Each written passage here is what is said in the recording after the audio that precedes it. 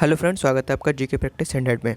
Friends, आज के इस वीडियो में हम बात करने वाले हैं एक इम्पोर्टेंट टॉपिक पर जो कि आजकल बहुत ही चर्चा में बना हुआ है, जिसका नाम है स्टैच्यू ऑफ इक्वलिटी। तो आज के इस वीडियो में बात करने वाले हैं फ्रेंड्स, ये स्टैच्यू ऑफ इक्वलिटी किसकी मतलब स्टैच्यू किसका स्टैच्यू है ये, और इसको स्टैच्यू ऑफ इक्वलिटी ही क्यों कहा गया है।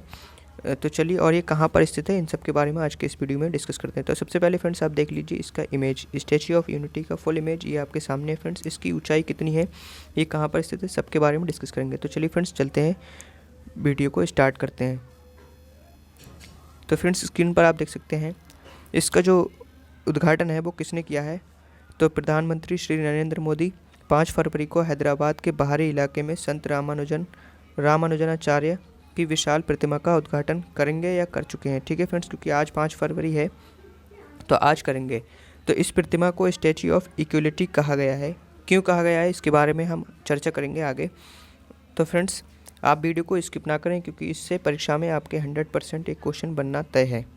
ओके फ्रेंड्स, तो चलिए आगे देखते हैं। क्योंकि फ्रेंड्स, अभी जो आपका यूपीटीटी का एग्ज़ाम हुआ है, इसमें भी आपसे एक रामानुजनाचार्य से एक क्वेश्चन पूछा गया था कि 11वीं सदी के गणितज्ञ महान गणितज्ञ कौन थे। तो ये इस टाइप का एक क्वेश्चन था। तो फ्रेंड्स, चलिए आगे बढ़ते हैं। तो फ्रेंड्स, देख सकते हैं आप कौन थे रामानुजनाचार्य। तो रामानुजाचार्य को एक वैदिक दार्शनिक, संत और समाज सुधारक के रूप में जाना जाता है। उनका जन्म 1017 ईस्वी में तमिलनाडु के श्री पेरुम्बुदूर में हुआ था। तो आप ध्यान रखेंगे फ्रेंड्स, ये आपका नोट करने वाला पॉइंट है। इनका जन्म कहाँ पर हुआ था और कब हुआ था, 1017 में तमिलनाडु के श्री पेरुम्बुदूर में हुआ था। ठीक है, और रामानुजनाचार्य ने समानता और सामाजिक न्याय की वकालत करते हुए पूरे भारत की यात्रा की थी। यहाँ पर आप नोट कर सकते हैं फ्रेंड्स, क्या लिखा है, रामानुजनाचार्य ने समानता, ठीक है, इक्वलिटी और सामाजिक न्याय की वकालत करते हुए पूरे भारत की यात्रा की थी। ठीक है फ्रेंड्स, ये आपको ध्यान रखना है। और रामानुजनाचार्य ने वैदिक शास्त्रों पर कई भाष्यों की रचना की और 9 ग्रंथ लिखे, जिन्हें नवरत्न कहा गया। ठीक है फ्रेंड्स, इन्होंने जो ग्रंथ लिखे उन्हें नवरत्न कहा गया। तो चलिए फ्रेंड्स, पढ़ते हैं इम्पोर्टेंट फैक्ट जो कि आगे भी हैं।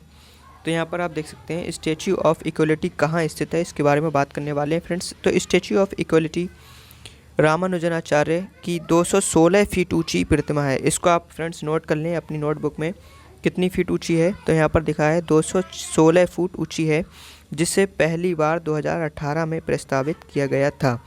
इम्पोर्टेंट फैक्ट है फ्रेंड्स, 216 फीट ऊंचाई है इसकी। ठीक है, इसकी स्थापना हैदराबाद के बाहरी इलाके में शमशाबाद के पास मुचिंतल में 45 एकड़ में फैली जीआर इंटीग्रेटेड वैदिक अकादमी में की गई है। ध्यान रखेंगे फ्रेंड्स, कहाँ पर की गई है, हैदराबाद के बाहरी इलाके में शमशाबाद के पास मुचिंतल में 45 एकड़ में फैली जीआर इंटीग्रेटेड वैदिक अकादमी में की गई है। इस प्रतिमा को चिन्ना जीआर ने प्रस्तावित और डिज़ाइन किया है। मोस्ट इंपॉर्टेंट फैक्ट फ्रेंड, इसको किसने डिज़ाइन किया है, तो चिन्ना जीआर ने प्रस्तावित और डिज़ाइन किया है।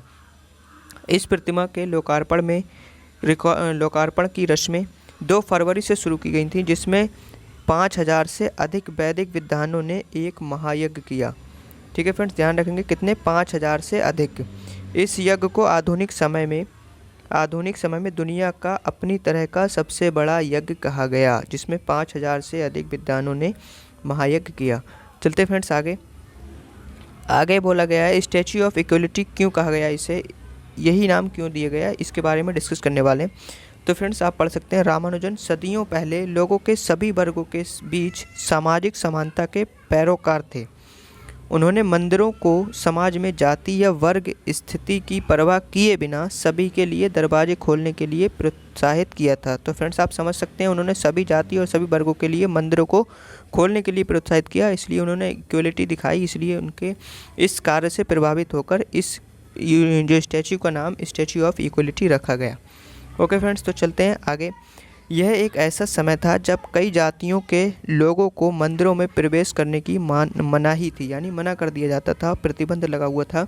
तो उस समय रामानुजाचार्य ने शिक्षा को उन लोगों तक पहुंचाया जो इससे वंचित थे। रामानुजन का सबसे बड़ा योगदान वसुधैव कुटुंबकम की अवधारणा का प्रचार करना था। इस जो वसुधैव कुटुंबकम है, इसका अर्थ है पूरी धरती एक परिवार है। ठीक है फ्रेंड्स, इन्होंने सभी को समानता की नज़रों से देखा, इसलिए इसको स्टैच्यू ऑफ इक्वलिटी इनके स्टैच्यू को नाम दिया गया। चलते हैं फ्रेंड्स आगे हमारे स्टैच्यू ऑफ इक्वलिटी क्यों कहा गया इसके बारे में आप और भी पढ़ सकते हैं। ठीक है फ्रेंड्स, जो भी लिखा है रामानुजाचार्य ने मंदिरों के मंचों से सामाजिक समानता और सार्वभौमिक भाईचारे से के अपने विचारों का प्रचार करते हुए कई दशकों तक पूरे भारत की यात्रा की।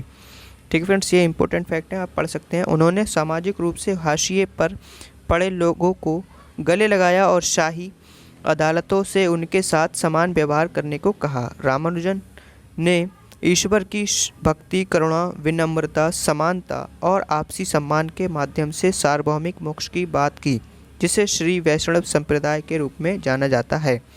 तो फ्रेंड्स, अगर आप पहली बार चैनल पर विजिट कर रहे हैं तो प्लीज़ चैनल को सब्सक्राइब कर लें ऐसे ही इंपॉर्टेंट फैक्ट्स को पाने के लिए। तो चलते हैं फ्रेंड्स आगे इसमें और बताया गया है।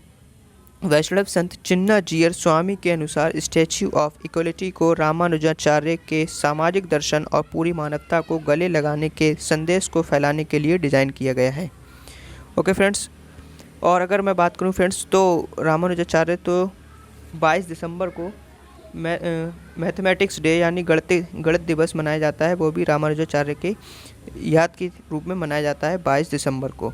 ठीक है फ्रेंड्स, तो मिलते हैं अगले वीडियो में, जब तक के लिए धन्यवाद।